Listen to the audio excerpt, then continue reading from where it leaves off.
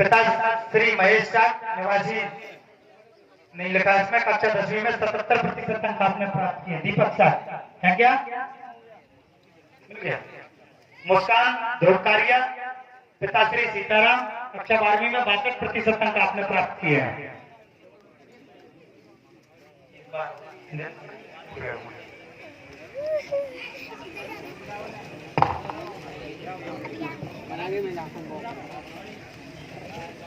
अब जिन किसी की भी प्रमाण पत्र छूट गए हैं या उनसे सुनने में थोड़ी सी देर कर दी उन्होंने, ये छात्र छात्राओं का सम्मान हम करेंगे और जो सामाजिक हमारे समाज से भी जनप्रतिनिधि का और जो शासकीय सेवा में चयनित हमारे साथी हैं उन सबका सम्मान अब इन छात्र छात्राओं के बाद हमारे अतिथियों से निवेदन को बैठा है। जो कुछ बच्चे रह गए हैं उनको अभी इनके बाद अपन बुलवा लेंगे।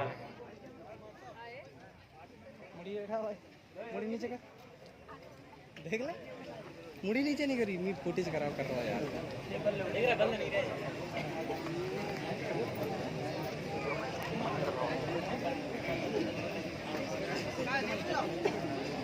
हम छात्र छात्राओं के सम्मान के उपरांत जिन किसी छात्र छात्राओं के प्रमाण पत्र पर हस्ताक्षर नहीं है हमारे अतिथियों के, उनसे निवेदन है तो अन्यथा न लेते हुए मंच से संपर्क कर लें। मंच पर जो हमारे साथी हैं वो आपके हस्ताक्षर करा के आपको सुपुर्द कर दिया जाएगा। हो सकता है कुछ चूक हमसे हो गई हो। और हमारे प्रांगण में मौजूद अगर कोई ऐसी प्रतिभा हमारे प्रांगण में है जिसका सम्मान हमसे छूट गया हो तो उनसे भी हम निवेदन करते हैं वो हमारे मंच के साथियों से संपर्क कर ले, उनको भी हम सम्मानित करेंगे। यहाँ से आपको निराश होने की जरूरत नहीं है, हताश होने की जरूरत नहीं है। हमारे देख HDFC खोला मैंने, HDR लो नाश्ता लो चलो। अरे यार नाश्ता तुम्हारा फलाहार हो जाए तुम। हाँ ले लो, पकड़ लो, उठा लो।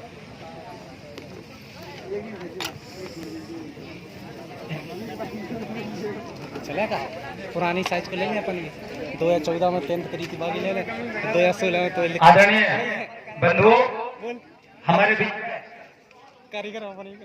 बीच में राजस्थान जयपुर से चलकर हमारे बीच में आए अंतर्राष्ट्रीय ख्याति प्राप्त हमारे मोटिवेशनल स्पीकर लाइफ कोच आदरणीय श्री दीपराम महावर जी हमारे बीच में मौजूद हैं।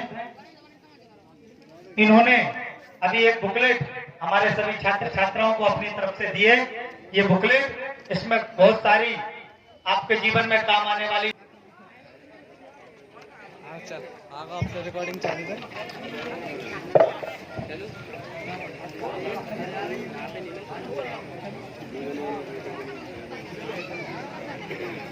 अब देखा सामने से फोटो है चले देख HDFC देख जूम करने के बाद देख चेहरा बिल्कुल क्लीन HDR है। कितना जा रही है? हाँ सभी को मेरा नमस्कार। मैं सबसे पहले आज महान संतों के संत शिरोमणि कबीर साहब के चरणों में कैसी आ रही है? वंदना करता हूँ। और आज उनका 622वां जन्मदिन है आज। और मैं थोड़ा सा उनके बारे में बताना चाहूंगा आपको कि उनका जो जन्म है वो काशी में 1398 में हुआ था और उनका जो 1518 में उनका स्वर्गवास हुआ था, तो लगभग 119 साल वो जिए थे। तो वो हम सबके बहुत ही प्रेरणा के बहुत ही स्रोत हैं। तो कबीर साहिब के बारे में यहाँ पर पूर्व वक्ता बहुत कुछ बोल चुके हैं। तो उन्होंने बहुत सारी, मैं कुछ एक उनके दोहा बोलना चाहूंगा यहाँ पर।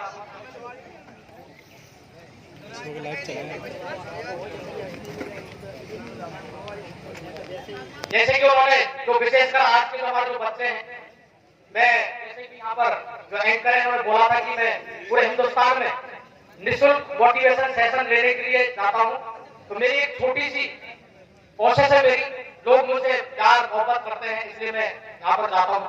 मैं यहाँ पर मंच पर उपस्थित जो आज की जो मुख्य अतिथि श्रीमती मोहिनी के मैं सादर नमस्कार करता हूँ। और विशिष्ट अतिथि श्री CN कंदोरिया जी नाथन सिंह जी, जेपी कोहली जी, दिनेश मोमरिया जी और सभी का, मोहन कटवा जी, बंसी लाल साहब जी, इन सभी का मैं हार्दिक अभिनंदन करता हूं। और उसी के साथ जो आज के प्रोग्राम के जो मुख्य जो आकर्षक है, इस समाज के, देश के भविष्य, यहाँ तक कि हम कहें कि भविष्य निर्माता, उनका मैं जो वो नंबर जो लाए हैं उनके लिए मैं बहुत बहुत बधाई देता हूँ और उनको ढेर सारी शुभकामनाएं देता हूँ। मिशन चला रखा है उन स्टूडेंट के लिए, तो मेरा जो जिंदगी का जो टारगेट है वो केवल 1% है, 1%। यदि मैं 100 लोगों को बोलूंगा, यदि उसमें से 1% लोगों ने मेरी बात मान ली तो मेरा जीवन सफल हो जाएगा। तो मैं विशेषकर जो आज जो है विद्यार्थी बैठे हैं, मैं उनसे, उनके लिए मैंने चलो खाओ, स्टार्ट करो। व्हाट्सएप लाइव नहीं चलता, व्हाट्सएप लाइव नहीं फेसबुक लाइव चलता है। मैंने ये बुक तैयार किए हैं, तो इसमें मैं दावे के साथ कहता हूँ, यदि आप इसको सही ध्यान से पढ़ेंगे तो आपके कैरियर में, आपके सफलता में ये बहुत बड़ी सहायक सिद्ध होगी। तो मैंने इसमें सफलता के सूत्र बताए बहुत सारे, और इसके अंदर 21 उन महान लोगों के मैंने नाम बताए इसके अंदर, जिन्होंने विपरीत परिस्थितियों में उन्होंने सफलता के शिखर पर वो पहुंचे हैं। तो मैं ज्यादा समय तो लूंगा नहीं, तो मैं सफलता के हम मेनली विद्यार्थियों के लिए बहुत सारे सूत्र बताए हैं, आप उनको पढ़ेंगे। और मैं ये जो किताब है पूरे देश भर में हजारों की तादाद में मैं निःशुल्क बांट चुका हूं। यदि किसी को भी इसके हार्ड कॉपी या सॉफ्ट कॉपी चाहिए तो इसमें नंबर लिखे हुए हैं, आप मेरे नंबर भी नोट कर सकते हैं और मेरे से प्राप्त कर सकते हैं। तो मैं 4 सूत्र जो है विद्यार्थियों के लिए, वो विशेषकर तो 4 सफलता के सूत्र है। सबसे पहले मैं कहना चाहूंगा, यदि जैसे हम ये सारे किसी चौराहे पे खड़े हुए हैं, जिससे कोई पूछे कि आपको कहाँ जाना है, आपको कहाँ जाना है, तो ये कहे कि मुझे पता नहीं है। तो हमें जीवन में आगे बढ़ने के लिए सबसे पहला हमारा होना चाहिए टारगेट। टारगेट का मतलब है लक्ष्य। यदि कोई चौराहे पे खड़ा हुआ है, यदि उस बंदे ने ये बोल दिया कि मुझे पता नहीं कहाँ जाना है, लेकिन यदि उसने ये बता दिया कि मुझे जयपुर जाना है, तो कोई भी उसको बता देगा कि जयपुर का ये रास्ता जा रहा है या झांसी का ये रास्ता जा रहा है। तो हमें जीवन में यदि आगे बढ़ना है, तो आज हमारे बहुत सारे जो बच्चे हैं उनको मार्गदर्शन की बहुत बड़ी कमी है, क्योंकि यदि हमारे बच्चों के अंदर टैलेंट की कोई कमी नहीं है, लेकिन यदि उनको समय से यदि गाइडेंस मिल जाए तो वो कहीं से भी कहीं पहुंच सकते हैं। तो आपको जीवन में सबसे पहले आपको लक्ष्य बनाना है कि आपको बनना क्या है। जैसे कोई चौराहे पर कोई खड़ा हुआ है, यदि उसने बता दिया कि मुझे दिल्ली जाना है, तो उसका एक फिक्स हो गया कि उसको दिल्ली जाना है, तो कोई भी उसको बता सकता है कि दिल्ली इधर जाएगा उधर जाएगा, जो भी रास्ता है। अब नेक्स्ट जो सफलता का सूत्र आता है वो है आपका पॉजिटिविटी। पॉजिटिविटी का मतलब है सकारात्मक सोच। अब आपने तय कर लिया, कोई भी टारगेट आपने बना लिया कि IAS बनना है, RAS बनना है या कोई भी अफसर बनना है, लेकिन आपके दिमाग में कहीं न कहीं ये नेगेटिविटी है, ये नकारात्मक सोच है कि पता नहीं मैं एग्जाम में पास होऊंगा या नहीं होऊंगा। तो ये नकारात्मक जो सोच है किसी भी इंसान को बर्बाद कर सकती है। उसकी सफलता की जो राह है, उसका जो रास्ता है, उसकी सबसे बड़ी जो रुकावट है वो है नकारात्मक सोच। तो आपका जो दूसरा जो सफलता का सूत्र है वो है आपकी पॉजिटिविटी, मतलब सकारात्मक सोच। तो आपको कोई भी एग्जाम की तैयारी करनी है तो दिमाग के अंदर कहीं भी कि आपको नहीं होना चाहिए कि मैं इसमें सफल होऊंगा या नहीं होऊंगा। जैसा आपने चौराहे पे खड़े हुए बोल दिया कि मुझे दिल्ली जाना है, लेकिन हम मन में ये सोचेंगे कि पता नहीं मैं दिल्ली पहुंचूंगा नहीं पहुंचूंगा, कहीं मेरा एक्सीडेंट हो जाएगा या फिर मुझे ठोकर लग जाएगी। नहीं, ऐसा आपको नहीं सोचना। जो भी आपने टारगेट सोचा है IAS का, RAS का या जो भी एग्जाम का है, तो आपको सकारात्मक सोच करनी है। और आपका जो तीसरा जो सफलता का सूत्र है, तीसरा जो वो है आपकी मेहनत। अब सवाल ये उठता है कि आप चौराहे पे खड़े होकर आपने यही बोल दिया कि मुझे दिल्ली जाना है या झांसी जाना है या मुझे IAS बनना है, RAS बनना है, लेकिन केवल सोचने मात्र से या सकारात्मक सोचने से आपका कुछ नहीं होने वाला। उसके लिए आपको मेहनत करनी होगी। तो मेहनत के लिए इस दुनिया के बड़े बड़े जो मोटिवेटर हैं उन्होंने 1% का फॉर्मूला बनाया है, 1%। अब हम किसी बच्चे से, माना कि यहाँ पर ये बच्ची बैठी है, हम इससे कहते, कई पेरेंट्स ये बोलते हैं कि आपको रोजाना 10 घंटे पढ़ना है, आपको 15 घंटे पढ़ना है, लेकिन ये हम इस बच्चे से बोलेंगे तो आज से ये 15 घंटे नहीं पढ़ सकते, आज से ये 10 घंटे नहीं पढ़ सकते। तो 1% जो फॉर्मूला है दुनिया के अंदर सबसे ज्यादा कारगर साबित हुआ है। आपको पहले दिन, माना कि आपको पढ़ने में परेशानी है, तो आप पहले दिन 1 घंटा पढ़े या आधा घंटा पढ़े या एक पेज पढ़े, फिर दूसरे दिन उसको 1.5 पेज पढ़े, या 1 घंटे को जाए आप 1.25 घंटे पढ़े, 1.5 घंटे पढ़े, ऐसा आप उसमें थोड़ा थोड़ा सा ऐड करते जाएंगे तो बाद में उसको आप 1 घंटे से सीधे मतलब धीरे धीरे करके 10 घंटे 12 घंटे बाद उसको ले जा सकते हैं। तो हमारा जो माइंड जो बनाया है, हमारा जो माइंड बनाया अपना भी उसका सेटअप परिवर्तन हो जाएगा। ये मैंने एक्सपेरिमेंट किया मेरे बच्चों पे। तो मैं बीच में आपको बताना चाहूंगा कि मेरे 2 बेटियां हैं, क्योंकि उन बेटियों के बारे में बताना बहुत जरूरी है, क्योंकि जो बेटियां हैं हमारे 2 परिवारों का नाम रोशन करती हैं।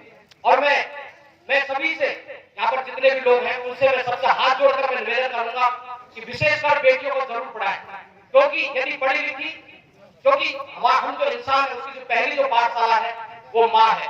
पहली जो पाठशाला है वो माँ है, तो अपने बच्चों को सही ढंग से मोटिवेट कर सकती है, पढ़ा सकती है। तो मेरी जो बड़ी बेटी है वो है, उसका नाम है रश्मिदीप भावर। तो रश्मिदीप भावर पढ़ने के अंदर हमेशा ऐसे नहीं थी, उसके 9th क्लास के अंदर 67% आए। तो आज हमारे जो पेरेंट्स हैं, विशेषकर मैं पढ़े लिखे लोगों से बोलना चाहूंगा कि किसी बच्चे के यदि एग्जाम के अंदर 96% आते हैं तो आज के जो पेरेंट्स से बड़े चतुर और चालाक होते हैं, उसके 2-4 जो दोस्त हैं उनका वो नाम याद रखते हैं। वो पूछते हैं कि मोनिका के कितना आए, रोहित के कितना आए। यदि बच्चा उछलता हुआ कूदता हुआ मार्कशीट आता है अपने पेरेंट्स के पास में, और जब वो कहता है कि उसके कितना आए, यदि उसने गलती से बता दिया कि मोहित के 97 आए और कितना आए 98 आए, तो वही पेरेंट्स उस बच्चे को टॉर्चर करना चालू कर देते हैं। अभी कुछ साल पहले अजमेर में 96% वाली बच्ची ने सुसाइड किया, और अभी चेन्नई में 98% वाली बच्ची ने सुसाइड किया। आज हम कोटा में देखते हैं 15 से 20 बच्चे हर साल सुसाइड करते हैं, और वो अपने पेरेंट्स के नाम पे चिट्ठी लिखते हैं कि मुझे मम्मी पापा ने पढ़ने के लिए टॉर्चर किया कि आपके नंबर इतने कम क्यों आए।